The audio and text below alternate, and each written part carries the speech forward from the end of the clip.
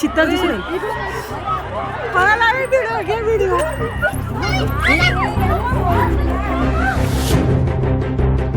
नाशिकच्या ध्रुवनगर परिसरातील संत तुकाराम महाराज उद्यानाजवळ दुपारच्या सुमारास बिबट्यानं मोठा धुमाकूळ घातला.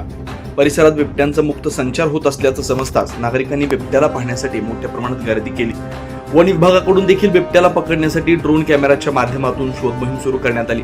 परिसरात नागरिकांचा गोंधळ पाहताच बिबट्याने या ठिकाणाहून धूम ठोकली आणि मूळ ठिकाणावरून काही अंतरावर असलेल्या विठ्ठल मंदिराच्या पाठीमागील बाजूस निगळ पार्क इथं साई एकता रोहावच्या एका घरामध्ये जाऊन बसला. अखेर वन विभागानं डार्ट मारून बिबट्याला पकडलं. याबाबतचा अधिकचा आढावा घेतला आमचे प्रतिनिधी ज्ञानेश्वर आंधळे यांनी. पाहूया.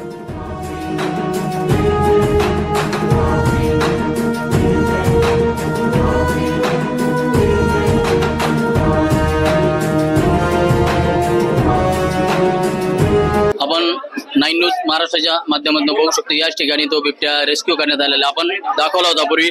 या बिल्डिंग मध्ये तो बिबट्या आहे.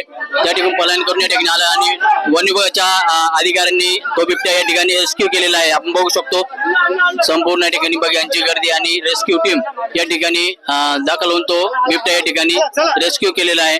आपण बघू शकतो सर्व स्टाफ संपूर्ण स्टाफ या ठिकाणी तो बिबट्या या ठिकाणी रेस्क्यू करून आता गाडीत टाकण्याच्या तयारीत दिसत आहे. रेस्क्यू केलेला आहे. त्याला इंजेक्शन मारून त्याला रेस्क्यू केलेला आहे. 9 न्यूज महाराष्ट्राच्या माध्यमातून जो बिबट्या आहे तो आपण बघू शकतो. मिनिमम हा बिबट्या 1.5 तासापासून या ठिकाणी पूर्ण परिसरात गोंधळ घालत होता.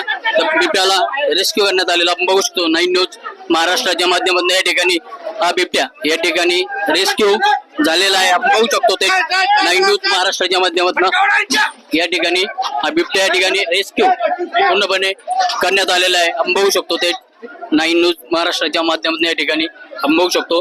आज तो बिबट्या आहे.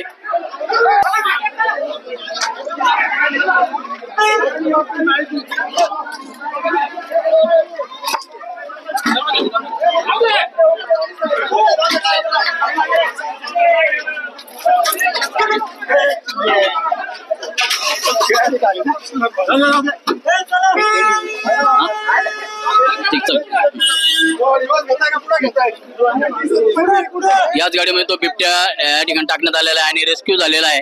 बघ्यांची गर्दी देखील या ठिकाणी मोठ्या प्रमाणात जमलेली होती आणि तो बिबट्या त्याच घरात जंप मारून त्या ग्रिल मधून आत गेला होता. त्यानंतर तो त्या ग्रिल मध्ये तो बसला होता. त्या ठिकाणी जाऊन बसल्यानंतर या ठिकाणी ओपन पेस मधून जाऊन ते पलीकडच्या बाजूनं वन विभागाच्या वतीने त्याला इंजेक्शन मारण्यात आलं आणि इंजेक्शन मारल्यानंतर तो या ठिकाणी बेशूज झालेला आहे. बेशूजच्या नंतर आता तो तेथे या गाडीत टाकून वन विभागाच्या तो पुन्हा जंगलामध्ये सोडण्यासाठी ती गाडी निघालेली आहे. बघू शकतो 9 न्यूज महाराष्ट्राच्या माध्यमातून.